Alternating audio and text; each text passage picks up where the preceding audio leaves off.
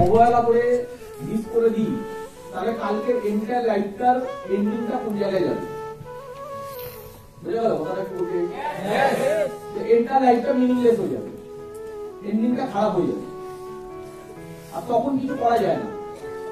সুযোগ বারবার দরজা এসে নাড়া দেবে না। এর জন্য দেখা যায় যারা যারা স্মার্ট ভ্যালু, আমি আমার লাইফে যত মানুষকে দেখেছি, তো স্মার্ট ভ্যালু মিস করার পরে কাউকে আমি দেখিনি কিছু করে দাঁড় করাতে পেরেছি। খারাপ দেখেছি, ভালো দেখিনি, কারণ লজিক নেই না, ভালো হওয়ার কোনো লজিক নেই। স্মার্ট ভ্যালুটা ছাড়ার পরে যেই ভালো হওয়ার কোনো আমি আজ পর্যন্ত লজিক দেখলাম না। খারাপ হওয়ার অনেক লজিক আছে, দ্যাট ইজ খারাপই হয়। আজকে যেমন আছে, আজ থেকে 10 বছর পরে খারাপই হয়।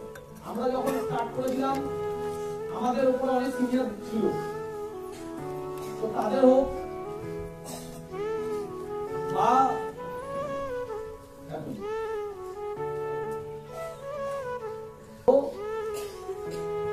খারাপ দেখেছি। আমার বন্ধু বান্ধবদের দেখি, যাদেরকে প্ল্যান করে দিয়েছিলাম আসেনি, তাদের দেখি। চারিপাশে দাদা দিদি যারা আছে তাদেরকে দেখেছি, রিলেটিভদের মধ্যে। তো চেনাশোনা যত মানুষকে দেখেছি, অ্যাসোসিয়েটদের দেখেছি, সিনিয়রদের দেখেছি, মানে আমার আগে যারা ছিল স্মার্ট ভ্যালুতে, যাদের সাথে আমাদের চেনা পরিচিত ছিল, যারা স্মার্ট ভ্যালু একসঙ্গে ছেড়ে দিচ্ছে, তাদের হোক, আমার নিজের টিমের হোক, ক্রস টিমের হোক, তো কারো লাইফ ভালো দেখবে, কারো ভালো হবে কি? বুঝতে পারছেন কথা? ভালোটা হবে কি? হওয়ার কোনো জায়গা নেই, কিন্তু ছেড়ে দেয় কেন? তাহলে এরা কি পাগল, এরা কি বোকা, এরা কি মূর্খ? ছেড়ে দেয় কেন? ছেড়েটা দেওয়ার কারণই বাকি। কালকে যখন আমি আমার টিমের সাথে কমিউনিকেশন যখন করছিলাম, তখন ওদেরকে আমি জিজ্ঞেস করলাম অ্যাকচুয়ালি প্রবলেমটা কি হয়। যখন ট্রেনিং আমরা করাই বা ট্রেনিং আমরা নিই, সবকিছু বোঝার পর ছেড়ে দেয় কেন? প্রবলেমটা কি হয়? তখন যে কমিউনিকেশনটা হচ্ছিল, সেখানে দাঁড়িয়ে এই জায়গাগুলো না বুঝলে যতই আমি ট্রেনিং নিই না কেন, আলটিমেটলি লাস্টে কিছু হয় না। সেটা হলো অ্যাকচুয়ালি ব্যাপারটা হলো মানে হচ্ছে একদিনের দুদিনের ট্রেনিংই কাফি এন্টার লাইফ কাটানোর জন্য। ঠিক ট্রেনিং এক হলো ফার্স্ট আমাদের জীবনের নিড পয়েন্ট হলো কেরিয়ার, যে কিছু করতে হবে, দাঁড়াতে হবে, হ্যাঁ কি না? যদি এটা আমাদের ফার্স্ট নিড পয়েন্ট হয়, আমার পয়েন্টটাকে বোঝার চেষ্টা করতে হবে, যেটা যদি আমাদের ফার্স্ট নিড পয়েন্ট হয়, আমাদেরকে দাঁড়াতে হবে, কেরিয়ারটাকে মেইন ইম্পর্টেন্ট কেরিয়ার। আচ্ছা, কেরিয়ার মানে কোন প্যারামিটার গুলোকে আমি কেরিয়ার বলবো? একটা ভালো কেরিয়ার কাকে বলবো? একটা ভালো লাইফ বানাতে গেলে ভালো কেরিয়ার মাস্ট দরকার। এর জন্য আমি কোন প্যারামিটার গুলো লাগবে? প্রথম যে প্যারামিটারটা লাগবে সেটা হলো যে আমি লটস অফ মানি কামাচ্ছি কিনা, মানে অত টাকা কামাই কিনা যাতে আমার লাইফে বেসিক নিডগুলোর জন্য মানে ভাবতে না হয়। বেসিক নিড মানে এই যে রাহুল একটু আগে বোঝাচ্ছিল, সেটা কি? ট্রিটমেন্টের অভাবে বা ভালো ট্রিটমেন্ট করাতে পারি বলে বাবা মারা গেলে তখন লাইফটা কেমন হবে? মায়ের শরীর খারাপ কিন্তু পয়সার অভাব এত ভরে আছে, ক্যাচার এত বেশি লেগে থাকে যে মা মুখ ফুটে বলতে পারছে না, চেপে যাচ্ছে। এটা মেজরিটি ঘরে হয়। আমাদের বাড়িতে যদি মা বাবার শরীর খারাপ হয়, চট করে ডাক্তার দেখাতে যায় না, কারণ ডাক্তার দেখাতে গেলে 5,000 টাকা দিয়ে আছে। চেক আপ করাতে ভিজিট থাকলে এই টেস্ট ওই টেস্ট, ওষুধ 500,000 1,000 টাকা কিছু কোনো ম্যাটারই নেই। ঠিক না ভুল? এর জন্য দেখবো বাবা মাকে একটুখানি ভালো করে অবজার্ভ করবে, বাবা মা কিন্তু সমাজে ডাক্তার দেখায় না, চেপে যায়। কথা তো বলতে পারছি, ডাক্তার দেখায় না, চেপে যায়। আমার মায়ের, আমি যদি আমার মায়ের কথা বলি, আমার মায়ের একটা সময় বছরের পর বছর পেটে পেইন হতো, কাউকে বলেন আমার বাবা জানে না, আমরা জানি, কিছু জানি। বছরের পর বছর পেটে পেইন হতো, এই পেইন নিয়ে থেকে গেছে, মাঝে মাঝে ওষুধ খাচ্ছে, এই করছে, থেকে গেছে। তো একটা সময় পর গিয়ে কোনো কারণে ট্রিটমেন্ট করানো হয়, তারপরে বোঝা গেছে যে তার ভেতরে কত রকমের প্রবলেম, এগুলো চেপে চেপে চেপে চেপে আরো বেড়েছে। এটা একটা গরিব ফ্যামিলির কন্ডিশন।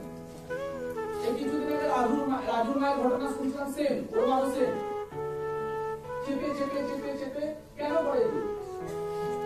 বাবাদেরও তাই করে। কেন করে? কারণ ওই 1,500 টাকাটা বিশাল বড় ম্যাটার। যে কোথাও দেখাতে গেলে 1,500 টাকা খরচা খরচা আছে।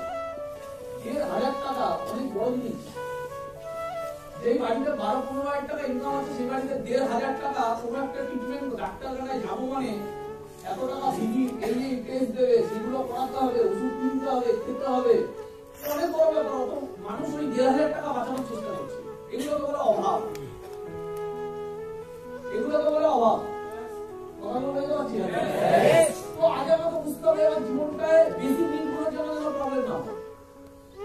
ভালো পড়াশোনা নেই, পয়সার অভাব। পড়াশোনা মানুষ ভালো করতে পারে না, পয়সার অভাব। পড়াশোনা করে মাঝপথে ছেড়ে দিচ্ছে, পয়সার অভাব। ওখানে কমপ্লিট করছে না, নর্মাল গ্রাজুয়েশন করে ছেড়ে দিচ্ছে, তারপরে বাবা মা হাত তুলে দিচ্ছে, পয়সার অভাব। হসপিটালে গিয়ে কেমন লাগবে সেই দিনটা? স্মার্ট ভ্যালুর এতগুলো ট্রেনিং নিলাম, 10 দিন, 20 দিন, 30 দিন, 40 দিন পরে লোক ছেড়ে দিচ্ছে স্মার্ট ভ্যালু ট্রেনিং দিয়ে। চেতনা লাগেনি, যাদের চেতনা জাগে তারা জীবন কাটাতে পারবে না। কোনদিন বাড়িতে সত্যিকারের শরীর খারাপ হলে মাকে নিয়ে দৌড়াদৌড়ি করা, বাবাকে নিয়ে দৌড়াদৌড়ি করা, নিজের ছোট বাচ্চাকে নিয়ে দৌড়াদৌড়ি করা বা জাতীয় হসপিটালে দৌড়াদৌড়ি খুব ডেঞ্জারাস। তখন গিয়ে বেডের জন্য বার্গেনিং করা, যে বেডটা কত টাকা নেবে, বেডে ফেলে রাখবো না, আমি সরকারি হাসপাতালের নিচে ফেলে রাখবো। লোকের কাছে গিয়ে দৌড়াদৌড়ি করা, লোকের পিছনে তেল মারা, যাতে কোনো কাউন্সিলর বা কেউ এসে ইয়ে করে দিলে তাহলে একটা বেড পেয়ে যায়। বেডের অভাব নেই, পয়সা পেলে বেডের অভাব নেই, পয়সা পেলে ভালো ট্রিটমেন্টের অভাব নেই। কথা বলতে পারছি? তুমি এমন আজকের দিনে এমন হসপিটাল আছে 5 স্টারের মতো, আবার এমন হসপিটালও আছে যেখানে গেলে মানুষ সুস্থ মানুষও শরীর খারাপ হয়ে যাবে। তুমি যাও, চলে যাও আর্জি করে, পরিবেশটাই ডেঞ্জারাস, পরিবেশটাই মানুষকে অসুস্থ করে দেবে। আর মনেই হচ্ছে আমি কবরখানায় ঢুকছি, মনে হচ্ছে আমি ঢুকছি মানে লাশ হয়ে বেরোবো। এটা কি কথা বলতে পারছে? ওই পরিবেশে আমি থাকছি কি? পেশেন্টের লোক রাস্তায় দাঁড়িয়ে ঘুমাচ্ছে। একটুখানি হসপিটালে গিয়ে কেউ যদি ধরে মাসে একবারও, তার স্মার্ট ভ্যালু করার মাইন্ডসেট দুটা বেড়ে যাবে। যদি শুধু হসপিটালে একবার কেউ ভিজিট করতে পারে, দেখতে পারে যে পয়সার অভাব কি হয়। তো এই জিনিসগুলো খুব ইম্পর্টেন্ট জিনিস। এবার আর দরকার হলো ওই কতটা টাকা আমি কামাচ্ছি না লাইফে, আদারওয়াইজ পুরো জীবনটা হেল হয়ে যাবে, পুরো জীবনটা নরক হয়ে যাবে।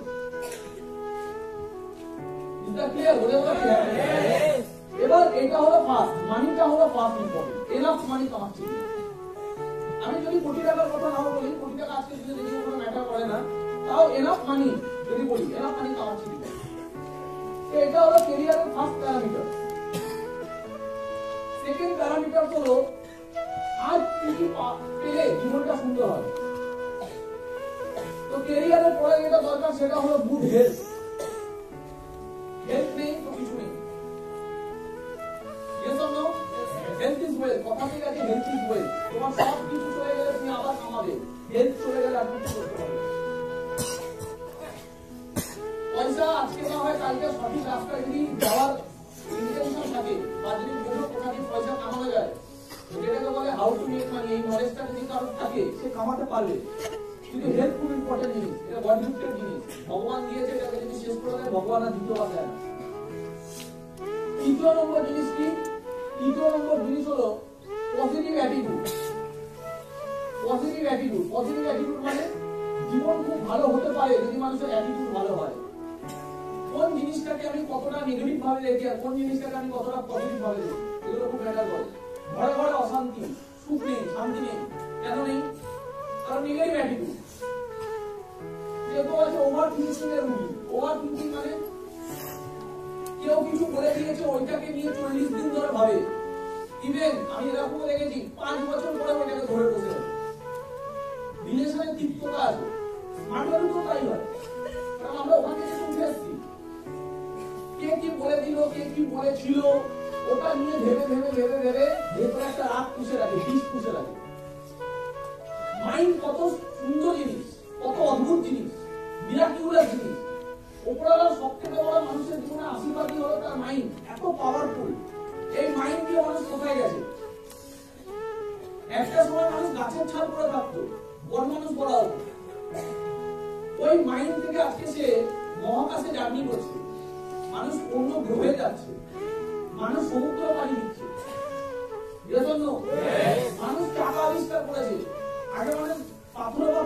আগুন জ্বালাতো, সেখান থেকে মানুষ নিজেকে কোথায় নিয়ে গেছে।